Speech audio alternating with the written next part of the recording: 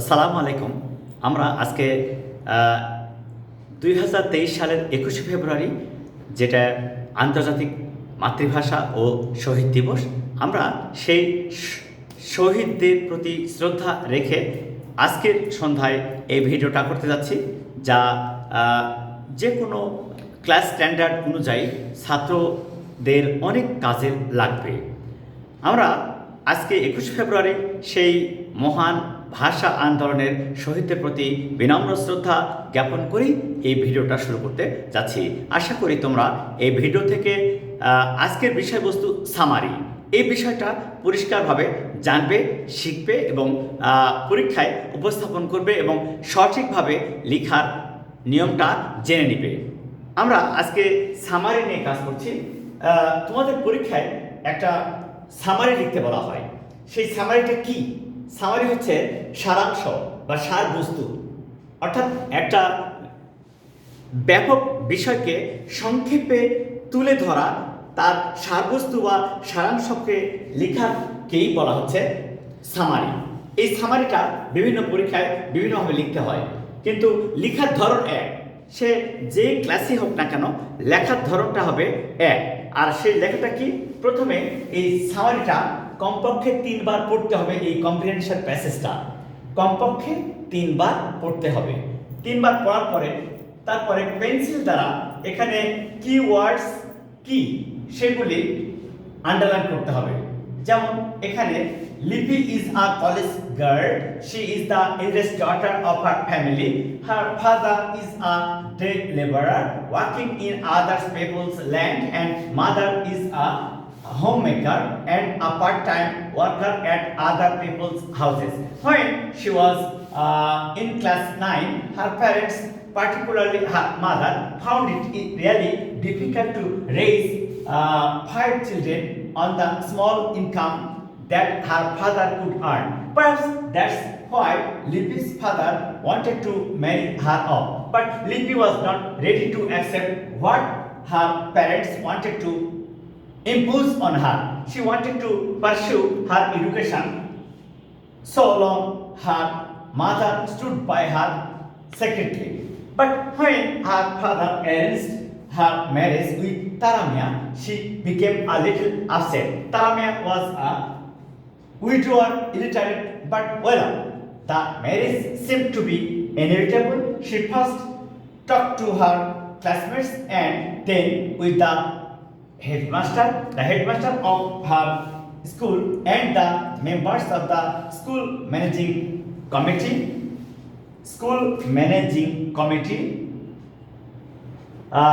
stood by her. They all persuaded her parents and her would-be father-in-law to call off the marriage. She is now studying at Carmichael College, Rangpur.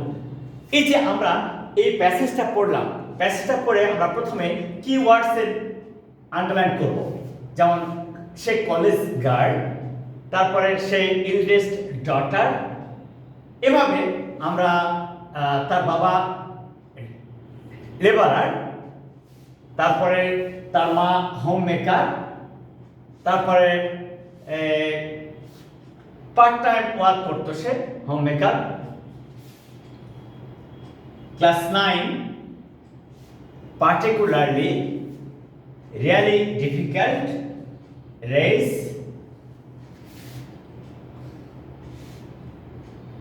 income, marry her off, was not ready to accept, impose,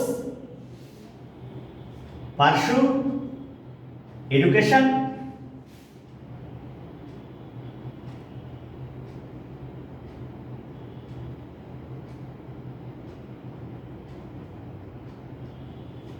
became a little upset,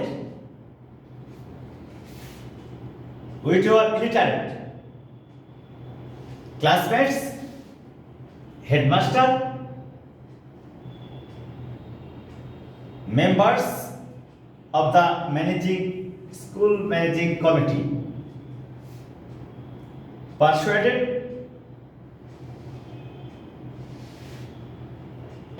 call off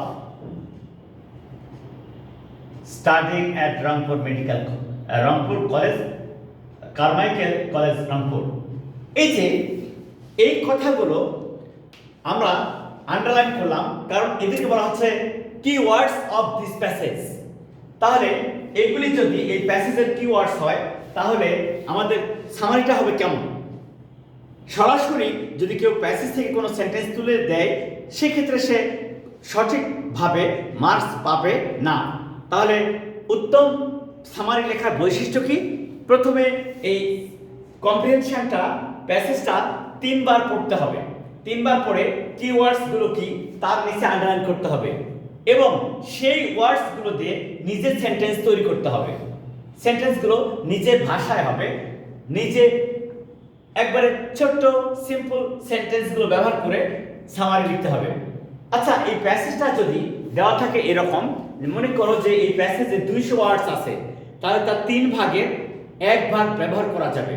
তাহলে 70 আর 75 ওয়ার্ডস, মোটামুটি 70 আর 75 ওয়ার্ডস লিখলেই হয়ে যাবে। যদি এক কথায় এরকম প্যাসেজটা যত ওয়ার্ডসের থাকবে তার 3 ভাগের 1 ভাগ ব্যবহার করা যাবে। এবং এই ক্ষেত্রে আমরা দেখব যে প্যাসেজটা কত ওয়ার্ডসে লেখা আছে। এখন অনেকে প্রশ্ন করতে পারে যে কিভাবে আমরা এত তাড়াতাড়ি বুঝবো যে কত ওয়ার্ডস আছে? খুব সহজ। আচ্ছা, একটা লাইন আমরা গুনে দেখি। এই লাইনটাতে কতগুলো ওয়ার্ডস আছে?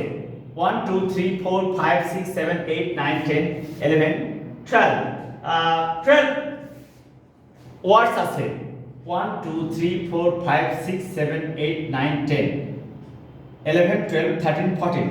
তাহলে যদি 10 12 থাকে 120 ওয়ার্ডস, তারপরে আরো 4 বারে 48, তাহলে আমাদের ওয়ার্ডস হয়ে যাচ্ছে 1 মিনিটের মধ্যে গণনা করা যাচ্ছে 120 এবং মোটামুটি আরো 50। তাহলে 170 ওয়ার্ডসের এই প্যাসেজটা দেওয়া আছে। তাহলে 170 ওয়ার্ডস যদি দেওয়া থাকে তাহলে 33 এবং মোটামুটি 60 ওয়ার্ডস লিখলেই হয়ে যাবে এবং সেই ওয়ার্ডস 60 ওয়ার্ডস হবে এবং নিজের ভাষায় এই সেন্টেন্সগুলো তৈরি করতে হবে। আর তোমরা তো জানো যে সেন্টেন্স তৈরি করার সময় আমরা কিন্তু ভাববো যে এই স্ট্রাকচারটা ভাববো। কি ভাববো? স্ট্রাকচারটা কিভাবে আমরা তৈরি করব? Subject plus verb plus object অথবা এক্সটেনশন। এই যে এইভাবে আমরা যখন সেন্টেন্স তৈরি করব তখন কিন্তু নিজেরাই সেন্টেন্স তৈরি করতে পারবো। সেক্ষেত্রে সরাসরি প্যাসেজ থেকে কোনো লাইন তুলে দেওয়ার প্রয়োজন হবে না। তাহলে আমরা কি শিখলাম? প্রথমটা একটা শর্ত, কন্ডিশন 1, সেটা কি? সমস্ত প্যাসেজটা 3 বার পড়বো, পড়ে কি ওয়ার্ডসের নিচে আন্ডারলাইন করব। আন্ডারলাইন করার পরে সেই ওয়ার্ডসগুলো দিয়ে নিজেরা সেন্টেন্স তৈরি করে সামারি লিখব। আগেই বলেছি সামারি মানে সারমর্ম বা বিষয়বস্তু। সারমর্ম বা বিষয়বস্তু। সেক্ষেত্রে যতগুলো ওয়ার্ডস প্যাসেজ দেওয়া থাকবে তার 3 ভাগের 1 ভাগ ওয়ার্ডস ব্যবহার করা যাবে।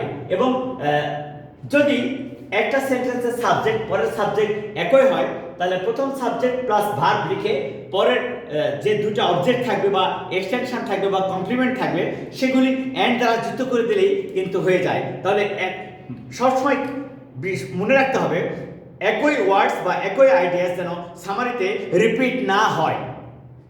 একই কথা বারবার লেখা যাবে না। তাহলে সামারি হবে কিভাবে? তাহলে আশা করি তোমরা এখন সহজেই সামারি লিখতে পারবে, কারণ ওই যে কিওয়ার্ডসগুলো থাকবে তার নিচে যে আন্ডারলাইন করা থাকবে সেই আন্ডারলাইনকৃত ওয়ার্ডসগুলো দ্বারা নিজেরা সেন্টেন্স তৈরি করলেই সামারি হয়ে যাবে। কিন্তু আন্ডারলাইন করার সময় সবসময় মনে রাখতে হবে যেন একই রকম ওয়ার্ডস 2 বার আন্ডারলাইন করা না হয়, তাহলে সামারি হয়ে গেল। আশা করি তোমরা এই ভিডিওটা শুরু থেকে শেষ পর্যন্ত দেখে অতি সহজে পরীক্ষায় সামারি লিখতে পারবে।